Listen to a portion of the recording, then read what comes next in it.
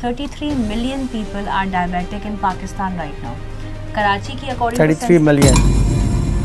आपकी बॉडी एक पूरा ना शुगर का एक कान बन जाएगा। 2 गुना लोग जितने कराची में रह रहे हैं उतने पूरे पाकिस्तान को डायबिटिक वो हैं।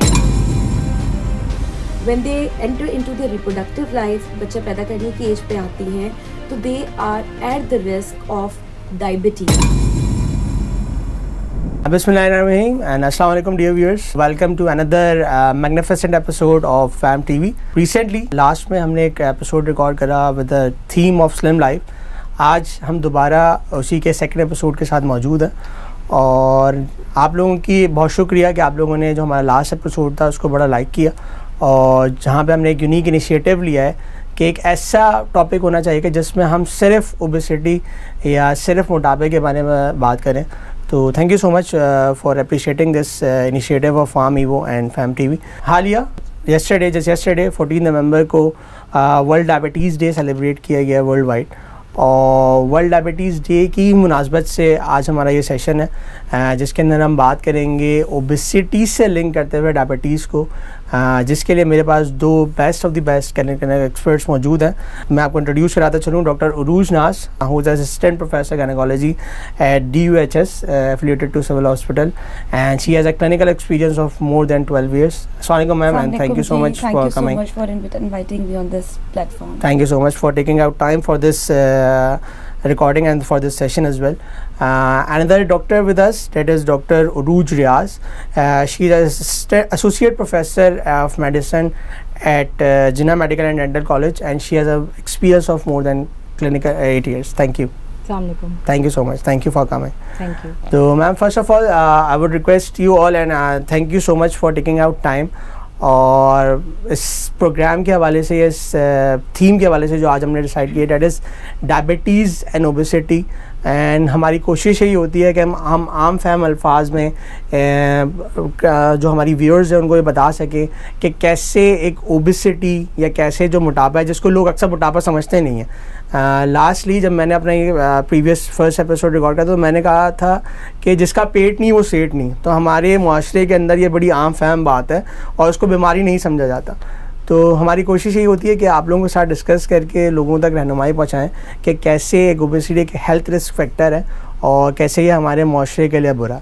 तो वर्ल्ड डायबिटीज़ डे की मुनासबत से या वर्ल्ड डायबिटीज़ डे की रेलेवेंस से डॉक्टर उरूज मैं आपसे पूछना चाहूँगा कि बिल्कुल सादा अल्फाज में या बिल्कुल आसान से कि एक आम आदमी के लिए diabetes, insulin, blood sugar level क्या है और कैसे वो इन चीज़ों से बच सकता है, या क्या बेसिक रहनुमाई आप इस बारे में फराहम करेंगे हमारे व्यूअर्स को?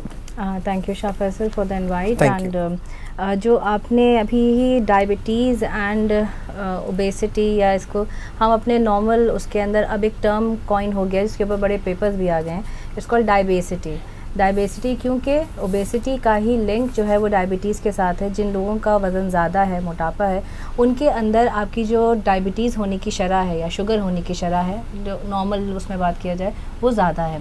अच्छा, ये डायबिटीज़ है क्या? आम लोगों के उसमें जैसे कहा जाता है कि शुगर हो गई है, तो शुगर का मतलब है कि एक ख़ास मकदार होती है जहाँ तक आपकी बॉडी होती है वो शुगर का एक लेवल मेंटेन करती है, दैट इज़ 180। जैसे ही ये इससे तजावज़ करना शुरू करती है, बढ़ना शुरू करती है, तो फिर वो यूरिन में आना शुरू हो जाती है। जी, ये वो पॉइंट होता है जिसमें आप कहते हैं कि आपको शुगर हो गई है। अच्छा, शुगर का हो जाना हमारे यहाँ इतना कॉमन है कि अब समझे लास्ट IDF की जो गाइडलाइंस थी 2022 की, 33 million people are diabetic in Pakistan right now. Karachi की अकॉर्डिंग 33 मिलियन। कराची की अकॉर्डिंग टू सेंसस पॉपुलेशन कितनी है? 17 मिलियन। तो 2 गुना लोग जितने कराची में रह रहे हैं उतने पूरे पाकिस्तान को डायबिटिक वो हैं। अच्छा, ये वो नंबर है जो हमें पता है कि डायबिटिक हैं। जो लोग अभी प्री डायबिटिक हैं, यानी कि जिनको अगले 5 साल में शुगर होने वाली है, या फिर जो लोग जिनको पता ही नहीं है, उनका नंबर उससे भी ज़्यादा है। तो शुगर का हो जाना हमारे यहाँ हर चौथा बंदे को स्क्रीनिंग की ज़रूरत है शुगर के लिए। तो एक तो ये हो गई शुगर। दूसरा उसकी कुछ दवाइयाँ हैं, कुछ एक लेवल तक या एक ख़ास किस्म की डायबिटीज़ है जो दवाइयों से ट्रीट होती है। जब वो दवाइयाँ अपना काम करना कम या छोड़ देती हैं तो फिर इंसुलिन के ऊपर जाती है। ये एक इंजेक्शन है। ये इंसुलिन जो हमारे नॉर्मल लबलबा जो है ये हार्मोन के तरीके से प्रोड्यूस करता है, जिसके प्रोडक्शन से अगर वो नॉर्मल चल रही होती है तो आपको डायबिटीज़ से वो प्रोटेक्ट करता है। तो ये कुछ आम उसके अंदर खुलासा है सही शुगर का। Thank you so much ma'am for sharing this feedback. And obviously अगर हमारे माशरे में जहाँ पे एक बात बता रही हैं कि 33 मिलियन और इस तरीके से इससे ज़ायद ही है और इट्स इंक्रीजिंग ट्रेंड, मतलब ये रोक नहीं रहा और ये बढ़ता चला जा रहा है। तो हमारे माशरे के अंदर आपको पता है कि ख़वातीन एक बड़ा अहम रोल प्ले करती हैं और मतलब कहते हैं ना कि जो माशरा है या जो आपकी एक नेशन है वो एक औरत से बनती है। और आई बिलीव कि जो और आप बेहतर इसमें रहनुमाई फराहम कर सकती हैं कि ख़वातीन are at a greater risk to diabetes as well. तो जहाँ पे भी ख़वातीन की डायबिटीज़ के बारे में बात होती है या ख़वातीन में ज़्याबतीज़ के बारे में बात होती है तो एक लफ्ज़ है डेट इज़ PCOS जो कि बहुत आम फहम है। और अब मेरे पास जो स्टेट्स हैं वो तो ये कहते हैं कि पाकिस्तान के अंदर हर दूसरी औरत जो है वो PCOS का शिकार है। तो मैम डॉक्टर रूज मैं आपसे ये पूछना चाहूँगा कि ज़्याबतीज़ लिंक टू PCOS ये क्या है, या कैसे एक औरत को अगर ज़्याबतीज़ है तो वो कैसे असेस कर सकती है कि क्या उससे आया PCOS भी है और वो इससे कैसे बच सकती है? Thank you for the question. जैसे डॉक्टर साहबा ने बात की कि सबसे पहले तो अवेयरनेस लोगों में नहीं होती। यूजुअली क्लिनिक्स पे मैं असेस करती हूँ और मैं बहुत हैरान होती हूँ कि हर दूसरी तीसरी बच्ची ये कहती भी आ रही है कि जी I am a known case of PCOS। अब PCOS क्या है? लोग ये समझते हैं ये कोई बीमारी है। ज़ाहिर मदर्स कंसर्न होती हैं, यंग एडोलेसेंट बच्चियां हैं, प्यूबर्टी हुई है, आ रही है, PCOS है। देखिए पॉलीसिस्टिक ओवरी सिंड्रोम ये जानना बहुत ज़रूरी है, कोई बीमारी नहीं है। बेसिकली बॉडी के अंदर आम फहम में लोगों के लिए सिर्फ इतना बताना ज़रूरी समझूंगी कि हार्मोन लेवल्स चेंज हो जाते हैं। सही। एक औरत ज़ाहिर है जब अपनी प्यूबर्टी में बच्ची कदम रखती है तो उसके बॉडी हार्मोन्स चेंज होते हैं। समटाइम्स पीरियड्स इरेगुलर हो जाते हैं, एक्ने का होना, हेयर ग्रोथ होनी, पीरियड्स डिस्टर्ब होने, तो और स्पेशली इसका ताल्लुक ओबेसिटी से होता है। When there is insulin resistance, insulin body में है लेकिन वो रेजिस्टेंस डेवलप हो रही है, उसकी एक वजह मोटापा है, ओबेसिटी है, एक बात। दूसरी बात है कि अगर ऐसी बच्चियां जिनको आफ्टर प्यूबर्टी PCOS है तो definitely after their marriage when they enter into their reproductive life, बच्चा पैदा करने की एज पे आती हैं, तो they are at the risk of diabetes. अब वो डायबिटीज़ किसी भी सूरत में हो सकती है, या तो वो टाइप 1 डायबिटीज़ है या वो टाइप 2 डायबिटीज़ है। यूजुअली टाइप 2 डायबिटीज़ ज़रा लेट एज में डायग्नोज होती है, या वो गेस्टेशनल डायबिटीज़ है जिसको हमारी जो ख़वातीन हैं वो बेबी शुगर के नाम से जानती हैं। तो गेस्टेशनल डायबिटीज़ के वो इसलिए रिस्क पे होते हैं क्योंकि कहीं ना कहीं या तो वो PCOS का पहले से शिकार हो चुके होते हैं या उनका BMI जो बॉडी मास इंडेक्स है, हाइट के हिसाब से उनका कितना वेट होना चाहिए वो ज़्यादा है। सही। सबसे बढ़ के हम एशियन एथनिसिटी से बिलोंग करते हैं, ये सबसे बड़ा अलमिया है हमारा। वी आर ब्लैक पीपल, ठीक है, हमें ये रिस्क और इस डायबिटीज़ का रिस्क ज़्यादा है। सही। तो ये 2-3 फैक्टर्स हैं। नहीं पता होता कि प्रेगनेंसी से पहले आपका वेट कितना है, family history, first degree relative में डायबिटीज़ कोई ना कोई होता है, डायग्नोज नहीं होती। तो मेरे ख्याल में ये एक अच्छा प्लेटफॉर्म है जिसमें मैं ये बताऊंगी कि प्लीज़ अपने बॉडी अपने अंदर के जो रिस्क फैक्टर्स हैं उसको पहचानिए। सही। ये देखिए कि क्या आप कैंडिडेट हैं। अगर आपको PCOS हैं तो प्लीज़ आप स्क्रीन कराएं खुद को। आप डायबिटिक तो नहीं हो रहे, आप प्री डायबिटिक रेंज में तो नहीं आ रहे। अभी से अगर आपको प्रॉब्लम होगी तो आगे जाके जब आप रिप्रोडक्टिव एज में होंगी, प्रेगनेंसी में नहीं पता होता। आप यकीन कीजिए क्लिनिक्स पे पेशेंट आती हैं वो ऑलरेडी इतनी हाई ब्लड शुगर लेवल्स के साथ आती हैं और कोई ना कोई कॉम्प्लिकेशन पे एंड अप होती हैं। एंड हमारा शायद ईटिंग स्टाइल भी ऐसा है जो हम फूड कंज्यूम करते हैं that ultimately leads to weight gain and PCOS as well, जिससे आपके पास सारे हार्मोनल चेंजेस हो रहे हैं। का कोई कॉन्सेप्ट नहीं है हमारी पॉपुलेशन में, तो इस चीज़ को हमें अवेयरनेस लोगों को देनी बहुत ज़रूरी है। तो आपकी बात से हम ये समराइज़ कर सकते हैं कि जो मोटापा है डेट इज़ 100 बीमारियों की जड़, तो हमें इसको बड़ा वॉच आउट करना है। और अगर हम देखें नॉर्मल भी हमारी फैमिली के अंदर भी आप जिस भी बंदे से अगर थोड़ा सा वो 30-35 क्रॉस कर चुका है तो आप उससे पूछे यार, अगर बात करें तबीयत के हवाले से तो 2 चीज़ें आपको बड़ी वाज़ेह नज़र आएंगी, एक ज़्याबतीज़ और एक दिल का मर्ज़। तो मुझे तो ऐसा लगता है कि जिसको ज़्याबतीज़ है उसको दिल का मर्ज़ भी है और जिसको दिल का मर्ज़ है उसको ज़्याबतीज़ भी है। तो मैम मैं आपसे इस बारे में जानना चाहूँगा कि क्या ऐसा होता है कि जिसको ज़्याबतीज़ है उसको दिल का मर्ज़ भी लाजमी होता है, या फिर जब अगर किसी को कोई एक चीज़ डायग्नोज हो जाए आइदर ज़्याबतीज़ या दिल का मर्ज़, तो उसको कैसे अपने आप को मैनेज करना चाहिए या किन चीज़ों का ख्याल रखना चाहिए ताकि वो अल्टीमेटली इस दूसरी बीमारी से बच सके? ऐसा है कि ये दोनों आपस में बहुत गहरे दोस्त हैं। अच्छा। तो अगर कोई एक आता है तो वो दूसरे को बहुत मिस करता है, दूसरा उसके साथ चला आता है। ये जो आपकी डायबिटीज़ है ना, शुगर, ये आपके जितने भी जिस्म के अंदर शरियान है इनके ऊपर अफेक्ट करती है। दिल सबसे बड़ा शरियान है हमारा, तो उस पर भी इफेक्ट लामहला आना ही है। अच्छा, शुगर अकेले नहीं आती, शुगर साथ में ब्लड प्रेशर भी लेके आती है, कोलेस्ट्रॉल भी लेके आती है। तो इन टर्न इनडायरेक्टली जो चीज़ें दिल का मर्ज होने के लिए उसके रिस्क फैक्टर्स हैं, वो इसके भी रिस्क फैक्टर्स हैं, उसमें भी बढ़ जाया करते हैं। सही। जिनको दिल का मर्ज जिनको शुगर होती है उनको कुछ अरसे के बाद जाके ब्लड प्रेशर भी होना शुरू हो जाता है, उनका कोलेस्ट्रॉल भी ख़राब होता है। ये 3 रिस्क फैक्टर्स दिल को नुकसान पहुँचाने के लिए बहुत हैं। अच्छा, किसी को अगर एक रिस्क फैक्टर हो तो उसको जो मल्टीप्लाई बाय 1 चांसेस होते हैं कि उसको दूसरी चीज़ एक्वायर हो जाए। किसी को 2 रिस्क फैक्टर एक साथ हो तो ये मल्टीप्लाई बाय 5 टाइम्स चांसेस ज़्यादा हैं। तो ये दोनों का अच्छा होता भी क्या है, किसी को अगर डायबिटीज़ डायग्नोज हुई ना तो उसके बाद उसको वो down the lane 5 years 10 years के अंदर मुख्तलिफ किस्म की कॉम्प्लिकेशंस डिपेंडिंग अपॉन कि उसका दवाई पे कंट्रोल कैसा है, वो दवाई ले भी रहा है कि नहीं। इसके ऊपर वो चीज़ें, वो चांसेस आने शुरू हो जाते हैं। तो दिल का मर्ज गाहे अगर लोग अपनी स्मोकिंग नहीं क्विट कर रहे, लोग अपनी अच्छा, ये ख़वातीन के लिए प्रोग्राम है लेकिन ऐसा नहीं है कि ख़वातीन स्मोकिंग में पीछे हैं, ठीक है, ये एक मिथ है। लेकिन और रिसेंटली जो ये वेप्स का कॉन्सेप्ट आया तो ये तो मोर कॉमन हो गया, बहुत कॉमन हो गया, और इसमें तो पता भी नहीं चलता, और इसमें स्मार्ट भी लग रहा होता है, अच्छा भी लग रहा होता है। एक्चुअली ऐसा ही है। तो इसलिए वो जो स्मोकिंग है, साथ में जो ब्लड प्रेशर्स हैं, कोलेस्ट्रॉल्स हैं, ये सारे के सारे दिल की जो मर्ज है उसकी तरफ आपको धकेल रहे होते हैं। और हम सिर्फ शुगर को ट्रीट अगर करके पकड़ के रखें कि हमें तो सिर्फ शुगर है, इसके अलावा कुछ नहीं, तो ये बहुत बड़ी खाम ख्याली है। बिल्कुल अगर अभी शुगर है तो आगे दिल का मर्ज होने वाला है, और अगर दिल का मर्ज हो चुका है तो पहले से स्क्रीन कर लें कि शुगर है कि नहीं है। सही। Thank you so much ma'am. जहाँ आपने बात करी ख़वातीन की, और ऑब्वियसली जहाँ पहले मैडम ने बात करी कि PCOS होता है that ultimately leads two diabetes, जब वो प्रेगनेंसी की तरफ आ रही होती हैं और अगर प्रॉपर्ली अपनी असेसमेंट ना करें या प्रॉपर्ली लाइफस्टाइल को मॉडिफाई ना करें तो ये डायबिटीज़ हो जाती है। तो आम फहम ज़बान में अब यूजुअली हम देखते हैं कि जहाँ भी प्रेगनेंसी होती है वहाँ पर गेस्टेशनल डायबिटीज़ कोई चीज़ है। तो गेस्टेशनल डायबिटीज़ क्या है, इसके बारे में थोड़ी सी रहनुमाई फराहम करें। क्या इससे मदर एंड फीटस दोनों को रिस्क होता है, इसके बारे में थोड़ा सा बताइएगा। एंड थर्ड थिंग कि ड्यूरिंग द प्रेगनेंसी कौन से ट्राइमेस्टर्स में किस फूड का ख्याल रखना है, किन चीज़ों का ख्याल रखना है ताकि इस गेस्टेशनल डायबिटीज़ से बचा जा सके।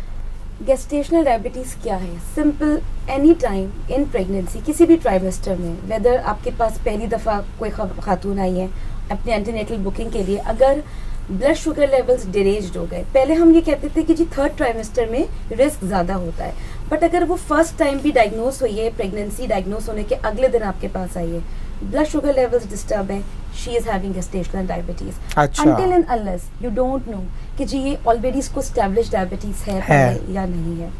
अच्छा, एक बात ये, दूसरी बात ये कि गेस्टेशनल डायबिटीज़ का बहुत सारी चीज़ों पे डिफरेंट इफेक्ट है। ऐसा नहीं है कि सिर्फ माँ पर ही है, बच्चे पे भी है। ओके। सबसे पहले ये जानना बहुत ज़रूरी है हमारे नॉर्मल पॉपुलेशन के लिए कि कोई भी ऐसा रिस्क फैक्टर किसी औरत में अगर पाया जा रहा है जिसकी family history of diabetes positive है, जो ओबीस है, वज़न ज़्यादा है, BMI ज़्यादा है, या आजकल तो बल्कि रिकमेंडेड है कि हम स्क्रीनिंग कराते हैं। एक टेस्ट होता है ओरल ग्लूकोज टॉलरेंस टेस्ट, चूँकि हम सब में we belong to the ethnicity जिसमें हमारे पास रिस्क ऑफ डायबिटीज़ है, तो हम OGTT 28 वीक्स पे रिकमेंडेड करते हैं।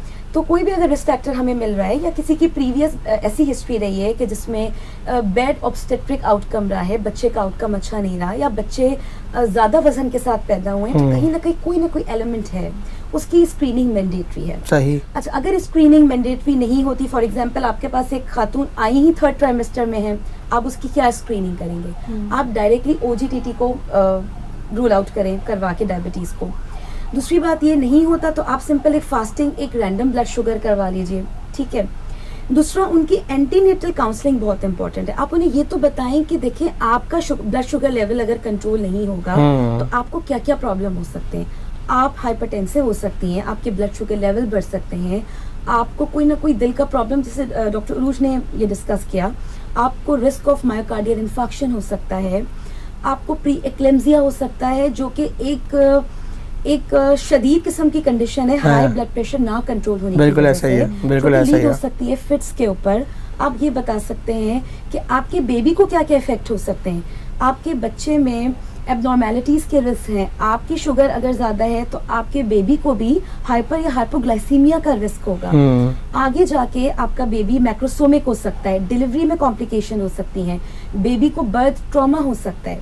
अच्छा, बेबी हो गया, डिलीवरी हो गई, तो उसके बाद क्या आप किसी भी किस्म के रिस्क से बच सकते हैं? नो। न्यूनेटल कॉम्प्लिकेशंस हो सकती हैं बच्चे में, hypoglycaemia, once it is spread तो it will spread further definitely. और आगे जाके आपके बेबी को कोई ना कोई risk of obesity, type 2 diabetes, even आपके IQ लेवल्स बच्चे के डिस्टर्ब हो सकते हैं, बच्चे को थायराइड प्रॉब्लम्स हो सकते हैं। तो आप ये देखिए, सिर्फ ये मदर नहीं, ये आपकी नस्ल को तबाह कर रहा है।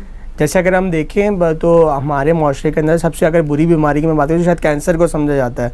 तो अब ये डायबिटीज़ और कार्डियोवास्कुलर डिजीज़ इतनी है, इसकी प्रेवलेंस इतनी बढ़ गई है कि आप अगर किसी को बताते भी है ना तो बंदा ज़रा शर्मिंदगी महसूस कर रहा होता है कि यार खुदा न खासा पता नहीं क्या हो गया, अब लोग क्या समझेंगे। और जहाँ तक मैम ने एशियन एथेसिटी की बात करी, तो जो आपका BMI स्केल है, मैं अभी रिसेंटली पढ़ रहा था, तो WHO जो कि वर्ल्ड वाइड है उसकी क्लासिफिकेशन अलग है और एशियन क्लासिफिकेशन अलग है। यानी कि अगर आपका एशियन क्लासिफिकेशन में अगर आप 23 आपका नंबर है तो वो WHO में 25 है, तो आपकी जो ओबेसिटी की प्रेवलेंस है या ओबेसिटी की टेंडेंसी है वो और ज़्यादा बढ़ जाती है। तो जहाँ मैंने मैम मेंटल ट्रॉमा और मेंटल प्रेशर्स की बात करी, तो आई बिलीव कि ख़वातीन, क्योंकि हम कहते हैं बड़ी सिनफ़ नाजुक होती हैं, और छोटी सी बात भी मैम जो ख़वातीन को मुझे लगता है कि बड़ी हिट करती है। और आप लोगों का तो प्रोफेशनल वर्किंग वुमेंस भी हैं, घर भी देखती हैं, और ऑब्वियसली डेली OPDs के अंदर बहुत सारे पेशेंट्स भी आते होंगे। तो डायबिटीज़ के साथ साथ ख़वातीन के में क्या मेंटल प्रेशर्स आते हैं या क्या मेंटल बैरियर्स आते हैं, या और उनको उसको किस तरीके से एड्रेस करना चाहिए? ऑब्वियसली बच्चे की भी सुननी है, शौहर की भी सुननी है, मोस्ट प्रॉब्ली शायद सास की भी सुननी है। तो इन प्रेशर्स या इन मेंटल बैरियर्स के बारे में ज़रा गाइड कीजिएगा। Very sensitive of you to ask that, लेकिन द पॉइंट इज़ कि जो मेंटल प्रेशर्स या जिसे हम नॉर्मल में स्ट्रेस कहें, हाँ बिल्कुल, स्ट्रेस का डायबिटीज़ के साथ बहुत गहरा रोल है। अच्छा, स्ट्रेस बेसिकली करता क्या है? जब भी हमें किसी भी किस्म का कोई भी एक्सटर्नल इंटरनल स्ट्रेस हुआ, आपकी बॉडी में कुछ हार्मोन्स रिलीज़ होते हैं जो कि उस फ्लाइट या फ्राइट रिस्पॉन्स, यानी आपकी बॉडी को किसी इमरजेंसी के लिए प्रिपेयर करते हैं। अब अगर वही स्ट्रेस हार्मोन मुस्तकिल रिलीज़ हो, अब एक दफ़ा इमरजेंसी हुई, बॉडी ने प्रिपेयर कर लिया, वो स्टेरॉइड है जो कि आपकी बॉडी नेचुरली बना रही है ना, उस स्टेरॉइड का काम क्या है कि आपकी बॉडी के अंदर नेचुरली अकरिंग शुगर्स को बढ़ा दें, ताकि उस वक्त का जो रिस्पांस है उसके लिए बॉडी के पास शुगर्स की कमी ना हो, वो यूज़ कर ले उसको। जिन लोगों को या जिन ख़वातीन को या जिन इवन ख़वातीन हजरात, आज का सबका स्ट्रेस लेवल बराबर ही है, तो उन सबको अगर मुस्तकिल ये चीज़ मिलती रहेगी कि जी आपको बार बार स्ट्रेस हो रहा है, तो बार बार ये रिस्पांस जनरेट हो रहा है, तो आपकी बॉडी एक पूरा ना शुगर का एक कान बन जाएगी। अच्छा, तो वो उसमें आपकी ये जो एक्सेसिव इंसान को अल्लाह मियां ने ऐसे बनाया है कि इतनी शुगर हो जिसको हम इस्तेमाल करके और फिर उसके बाद अपना काम चला लें। ये जो एक्सेस में सामान है, हमारे पास कोहान तो है नहीं, तो हम उसको सेव करके या डिप्लीट कर सकें। शुगर ने कन्वर्ट होना है किसी भी फैट में, और वो फैट जाके हर गलत जगह पे जाके डिपॉजिट हो जाएगा। तो ये जो स्ट्रेसफुल लोग होंगे ना, वो आपको सबसे ज्यादा ओबीस दिखेंगे। अच्छा, इन्हीं लोगों में propensity of having diabetes further बढ़ जाएगी। तो अच्छा, ख़वातीन, वो जो अपने सनफ़े नाजुक का वर्ड यूज़ किया, वो वर्ड तो बड़ा अच्छा है, लेकिन वो शायद आप मेरी दादी के ज़माने में ख़वातीन के लिए होता तो शायद सही था। आजकल सनफ़े नाजुक दोनों तरफ बिल्कुल ना, ख़वातीन वाले काम भी ख़वातीन कर रही हैं, मर्दों वाले काम भी ख़वातीन कर रही हैं, क्योंकि थोड़ा सा ये भी है कि हमें लगता है कि हमें हर चीज़ में इनपुट अपना देना चाहिए। अब वो घर भी देख रही हैं, बाहर भी देख रही हैं, बच्चे भी देख रही हैं, जॉब भी देख रही हैं। ख़वातीन में बड़ा मसला है, हमें हर चीज़ परफेक्ट चाहिए होती है। तो वो चीज़ को परफेक्ट करने के चक्कर में ना अपनी बॉडी के ऊपर जो स्ट्रेस का चीज़ है, आप देखेंगे घर में सबसे ज़्यादा कम सोई हुई जो खातून वो होगी ना, वो खातून होंगी उस घर के अंदर, सबसे एल्डर होंगी, कि बच्चा सो जाए, मियाँ सो जाए, ये सब काम होते होते सो व्हाट यू सजेस्ट कि क्या इन बैरियर्स को इग्नोर कर दें, रोक दें? नहीं कर दें, इसकी एक अंडरस्टैंडिंग डेवलप करें। Everyone is a human, everyone has their own capacities. जो मेरी वो वीकनेसेस हैं वो आपकी नहीं है, जो मेरी स्ट्रेंथ्स हैं वो आपकी नहीं है, लेकिन हर बॉडी को अपने हिसाब के एक नॉर्मल एनवायरनमेंट में रहने की और उस तरीके के स्ट्रेस को बेयर करने की एक कैपेसिटी है। तो उस कैपेसिटी को अपनी ना हद आजमाने की जरूरत नहीं है। जितना ज्यादा हम उस तरफ चलते चले जाएंगे, अगर हम बहुत सारे कोमॉर्बिड्स जमा ही करते चले जा रहे हैं तो एंड में नुकसान या उसको भुगतना तो हमें खुद है। तो ये चीज अगर हम स्ट्रेस लेते जाएंगे तो फिर कल तक तो शुगर नहीं हुई, आज जाके जरूर शुगर हो जानी है। ऐसे ही है। और मैं तो कहूँगा कि इजाफी चर्बी का वज़न वैसे ही कम है क्या कि जो आप मेंटल और स्ट्रेस ले लें और वज़न डालें अपने दिमाग पे, जो कि अल्टीमेटली आपके लिए हार्मफुल हो। तो मैम जहाँ हमने बात करी मेंटल स्ट्रेस की और मेंटल हेल्थ की, तो obviously you can well guide on it कि वुमेन एज के अंदर एक फेज आता है दैट इज़ मेनोपॉज। तो ये एक ऐसा पीरियड होता है जहाँ पे मेंटल स्ट्रेस मुझे लगता है या मेंटल हेल्थ की बहुत ज़्यादा ज़रूरत होती है। छोटी छोटी सी बातें भी ख़वातीन को बहुत ज़्यादा इरिटेट कर रही होती हैं। तो लिंकिंग मेनोपॉज टू डायबिटीज़, तो इसके क्या प्रिकॉशंस हैं, क्या सिनेरियोज हैं और ख़वातीन को इस एज में क्या ख्याल रखना चाहिए? अच्छा, menopause basically the cessation of periods is menopause. उससे पहले एक पीरियड होता है पेरी मेनोपॉज पीरियड, और जो सिम्टम्स कोई भी औरत फेस कर रही होती है मेनोपॉज पीरियड में, ज़ाहिर है वो पहले आने लगता है, जैसे डिप्रेशन का होना, इरिटेबिलिटी होना, हॉट फ्लैशेस होना। और आजकल ख़वातीन इतनी ज़्यादा कॉन्शियस हैं अपनी हेल्थ के बारे में कि उनको पता होता है कि अब मेरा मेनोपॉज स्टार्ट हो रहा है। 2-3 महीने पीरियड्स इरेगुलर हुए, वो लगता है उनको कि मुझे मेनोपॉज स्टार्ट हो रहा है। डायरेक्ट रिलेशन में ये नहीं कहूँगी कि डायबिटीज़ के साथ है, लेकिन मेनोपॉज में आपके हार्मोन लेवल फ्लक्चुएट करते हैं। वो प्रोटेक्टिव हार्मोन्स जो हमें बहुत सारी चीज़ों से बचाते हैं, जो हमें डायबिटीज से बचा सकते हैं, जो हमें कोई कार्डियक इवेंट से बचा सकते हैं, जिसको हम एस्ट्रोजन कहते हैं। सही। मेनोपॉज में वो एस्ट्रोजन लेवल डिक्लाइन होने लगता है। जब वो डिक्लाइन होता है तो एक औरत ये अल्लाह की तरफ से है कि वो एक मर्द के मुकाबले में ज़्यादा प्रोन होती है to develop all these complications, stroke, hypertension, myocardial infection, दिल के प्रॉब्लम्स।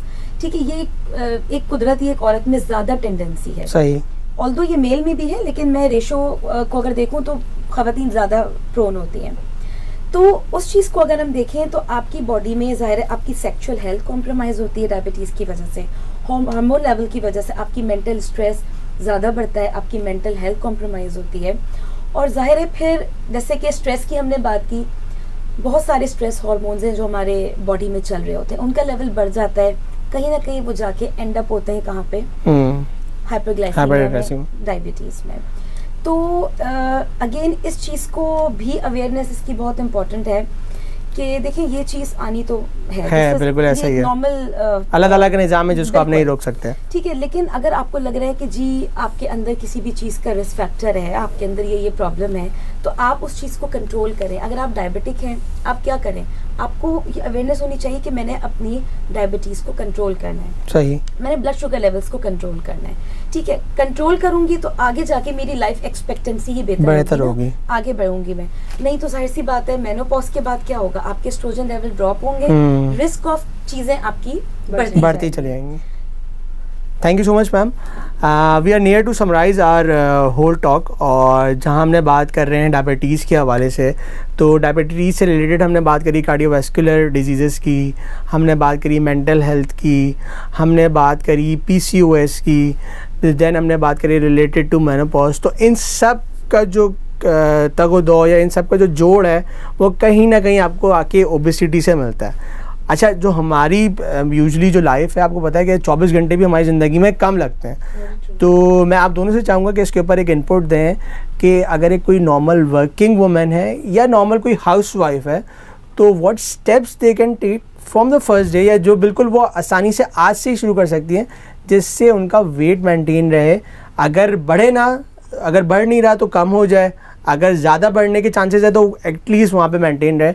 तो what can be the easy and small steps जो कि वो ले सकती हैं? Simple lifestyle modification. लोगों को नहीं पता होता लाइफस्टाइल मॉडिफाई कैसे करते हैं। आप ये देखें कि आपकी ज़िंदगी में किस चीज़ की के पॉजिटिव इफेक्ट्स हैं। फॉर एग्जांपल, बिल्कुल इसमें तो कोई शर्म ही नहीं है कहने में कि जी सिर्फ मर्द हजरात ही स्मोकिंग नहीं करते, स्मोकिंग का रेशो फीमेल्स में भी बढ़ गया। टोबैको, कोकेन, ये सारी चीज़ें हैं जो कि अगर आपकी ज़िंदगी का हिस्सा है, इसको प्लीज़ कट ऑफ करें। कट ऑफ नहीं करते तो इसको कट डाउन करना शुरू करें। अगर आपका वेट ज़्यादा है तो अपने लिए थोड़ा सा टाइम निकालें, मॉडरेट एक्सरसाइज करें। स्ट्रेन्यूअस कोई आपसे नहीं कह रहा, एक्सरसाइज करें, हेल्दी डाइट लें। आप ये देखें कि आप क्या खा रहे हैं, आपकी डाइट में कार्बोहाइड्रेट्स का कितना रेशो है, प्रोटीन का कितना रेशो है, फैट का कितना रेशो है। और अगर आपको पता है कि जी आप ऑलरेडी ओबीस कैटेगरी में आते हैं, तो आप अपनी डाइट में उस चीज को प्रोपोर्शंस लें। आजकल तो देखें जी पोर्शन मील और पोर्शन कंट्रोल, लोग नेट से भी बहुत सारी चीजों को इवेल्युएट कर रहे हैं। हमसे ज्यादा हमारे पेशेंट्स हमें आके बताते हैं कि जी हम ये डाइट फॉलो कर लें, हम कीटो डाइट फॉलो कर लें। तो नहीं पता होता उनको ना, सडनली कीटो से इतना तेजी से वेट ड्रॉप होता है। बिल्कुल ऐसा ना करें प्लीज। बैलेंस डाइट लें, सेहतमंद जिंदगी गुजारें। लाइफ बहुत शॉर्ट है, जिंदगी बहुत कीमती है। Ma'am, your valuable input on this same question. What I've seen patients from these past few years, हमारे पास हम अगर नोट डाउन करें ना, हमारे जो बीमारियां हमारे दादा लोगों को हुई थी 70 में, वो हमारे पेरेंट्स में हो गई 50s में, और हमें हो रही है 30s में। तो there's something जो कि हम गलत कर रहे हैं, और हम गलत करते करते जा रहे हैं। एक बड़ा अच्छा मॉडल है, बाहर किसी यूरोपियन साइंटिस्ट ने डिस्कवर किया, it's called the gene remodelling concept. आप ऐसा नहीं है कि जो कुछ मेरे बाप दादा को था वही मेरे फादर को होगा, वही मुझे होना ही है, ऐसा है। There is a high chance if I don't break this barrier. इस बैरियर को ब्रेक करने के लिए मुझे वो हर काम बेहतर करना पड़ेगा जो मैं आज से पहले नहीं कर रही थी। सबसे पहले जो हमारे पास, जैसे डॉक्टर रूज ने बहुत अच्छे से हाईलाइट किया, the smoking and everything, number 1 addiction we have these days are the smartphones. ठीक है, हम उसमें से अच्छी चीजें कम ले रहे हैं, हम उसमें से खराब चीजें ज्यादा ले रहे हैं। उसकी वजह से क्या हो रहा है कि हम रात भर, मेरे पास बहुत सारी खवातीन ऐसी हैं कि रात में ना 2:30 बजे 3 बजे नींद ही नहीं आती, क्या करती रहती हैं, यूट्यूब देखते रहते हैं। यूट्यूब देखना बुरी बात नहीं है, और आपको देखना भी चाहिए। आजकल के ज़माने से कोप अप करने के लिए बहुत इम्पोर्टेंट है ये, लेकिन रात बनाई है खुदा ने सोने के लिए। और अगर आप उस वक्त में नहीं सोएंगे तो आप अपनी बॉडी को एक अनड्यू स्ट्रेस दे रहे हैं, और वो स्ट्रेस आगे जाके मल्टीप्लाई बाय हर 10 साल, हमारे प्रोफेसर कहा करते थे, हर 10 साल पे एक बीमारी का तोहफा जरूर मिलता है। सही है, क्योंकि हम हर 10 साल पे अपनी, जो हम बचपन में जैसे खेला करते थे, हम अब नहीं खेलते। हम कहते हैं हमारे पास टाइम नहीं है, पेशेंस है, क्या नहीं है। तो जो चीज़ें ये चीज़ें ख़राब कर रही है ना, पोषण कंट्रोल तो हम ज़रूर करें। नाश्ता करना तो सीखें। हमारे यहाँ सबसे बड़ा खाना कौन सा होता है? रात का वाला, जो कि उसूलन होना ही नहीं चाहिए। हमारा रात का खाना जो हमारी इस्लामी किताबें कहती हैं, कराची वालों को तो बोलना नहीं चाहिए इस बारे में, जो हमारी इस्लामी किताबें कहती हैं कि मगरिब और इशा के बीच में खाना खा लिया करो। तो वो जो खाना था वो तो हम कहीं रात के 11 बजे 11:30 बजे, सुबह का नाश्ता स्किप हो रहा है, बच्चे से नाश्ता नहीं किया जा रहा, दोपहर में 11 बजे जो है वो एक समोसा खा लेता है वहां से, दोपहर में 1 बजे आता है, अम्मा उसको खाना खिलाती है, वो सुला देती है। तो हम सारा का सारा ये हम नंबर 3 पे दुनिया में क्यों है इतना सा मुल्क लिए हुए? बिकॉज हम सब कुछ जो कर रहे हैं हम गलत ही कर रहे हैं, और गलत चीज को हम ऐसे प्रमोट कर रहे हैं कि बेटा तुम्हारे पहले वाले भी तो ऐसे करते थे। तो ये बैरियर ब्रेक करना बहुत इंपॉर्टेंट। पहले तो ये इसकी इंपॉर्टेंस समझे कि हम जो कर रहे हैं हम गलत कर रहे हैं, और ये चीज जब समझ में आ जाएगी कि हम गलत कर रहे हैं तो हम उसको सुधार पाएंगे। और ऐसे ही है कि उसमें अब चाइल्डहुड में भी अगर आप देखें तो डायबिटीज की प्रेवलेंस, पहले हम नहीं सुनते थे कि किसी बच्चे को के डायबिटीज है, अब तो सुनने में आता है कि भाई इस बच्चे को डायबिटीज है कि बच्चा हेल्दी हुआ है। वो हेल्दी नहीं है, वो अनहेल्दी है। और हम ये नहीं कहते कि जी हमें मोटापा है, हम ये कहते हैं हम हेल्दी हैं। तो हम हेल्दी हरगिज नहीं है। अच्छा, ऑब्वियसली मैं आपकी बात को अगर समराइज करूँ तो मेरी भी जहाँ पे भी डिस्कशन होती है तो मैं यही पॉइंट कहता हूँ कि at least 30 minutes for a walk, ये मतलब 24 घंटे में आप अपने लिए आधा घंटा निकाल सकते हैं। और ख़ासकर जब आप खाना खा रहे हो तो बिंज ईटिंग ना करें, सोच लें, देख लें यार सामने रखा क्या है, चलो मैंने पूरा नहीं खाना, उसका 3rd पोर्शन खाना है, या फिर अगर इसमें ज़्यादा तेल है तो मैं ज़रा इसको कम तेल में कर दूं।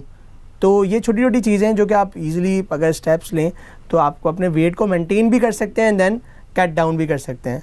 Ma'am, last question again from both of you, diabetes और एंड ओबेसिटी, हमने इन 2 एस्पेक्ट्स में बात करी और आपने बड़ा अच्छा इसमें वर्ड कॉइन किया, दैट इज़ डायबिसिटी।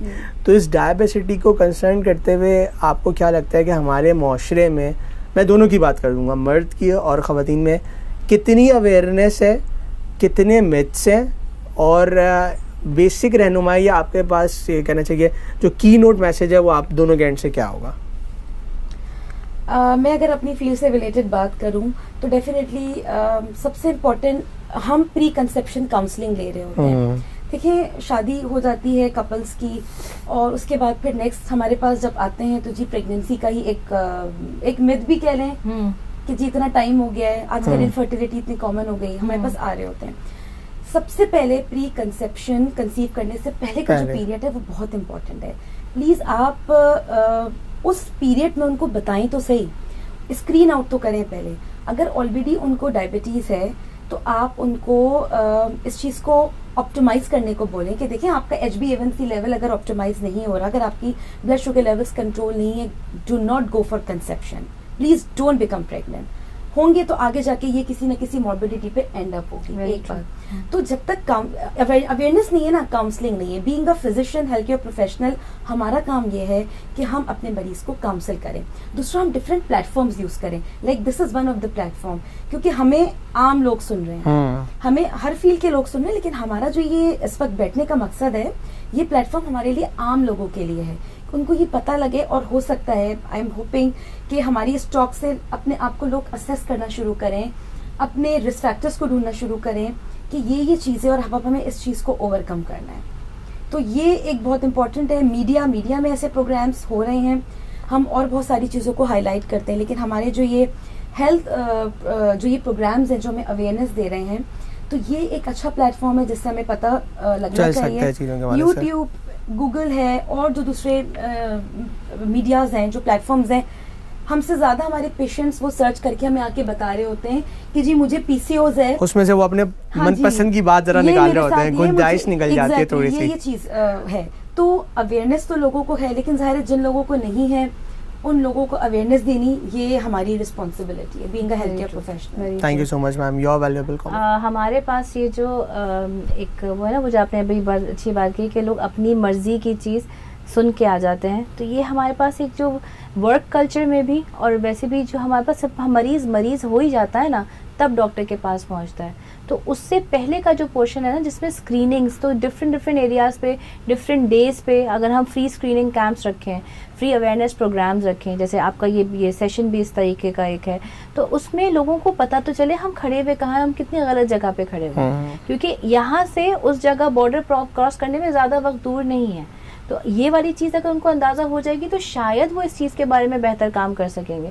हमें बेसिकली लाइफस्टाइल मॉडिफिकेशन, ये चीज़ कहना आसान है, करना बहुत मुश्किल है। हमें अपनी आदतें जब छोटे थे तब तब्दील नहीं होती थी, अब तो जब ऐसे हो गए तो फिर तो तब्दील करना, इसमें एक हार्ड कोर डिसीजन लेना पड़ेगा। अच्छा, इस डिसीजन के लिए ना कभी कभी मरीज, जब हम मरीज से बात करते हैं, क्योंकि मेरे पास तो मेल फीमेल दोनों आते हैं, तो आपको जितना मरीज से बात करनी है, आपको उससे ज़्यादा उसके अटेंडेंस के साथ भी बात करनी है कि ठीक है ये चीज़ ऐसे है, लेकिन आप में मुझे ये चीज़ दिख रही है, तो आप भी ऐसा करें कि ऐसा करके स्क्रीन करें, इस चीज़ के लिए डॉक्टर को दिखाएं, हो सकता है आपकी इसमें कुछ मदद जाए। हम ना पूरी बीमारी पाल के अगर डॉक्टर के पास पहुंचेंगे तो तब तक वक्त निकल चुका होगा, लेकिन जब बीमारी अभी शुरू भी नहीं हुई तब हम उस पर काम करें तो शायद चीज़ें, अच्छा अगर हम उस पर काम करेंगे ना, अगर मैं उस पर काम करूंगी तो मेरे घर वाले भी उस पर काम करेंगे, बच्चे भी वही खाएंगे जो मैं बना रही हूँ। सिनर्जाइज इफेक्ट बन जाता है कि वो लोग देख रहे होते हैं कि क्या करना है। इसी रीजन के तहत खवातीन का एजुकेटेड होना, इस मामले में अवेयर होना बहुत इंपॉर्टेंट है, because she is running the entire ropes of the family.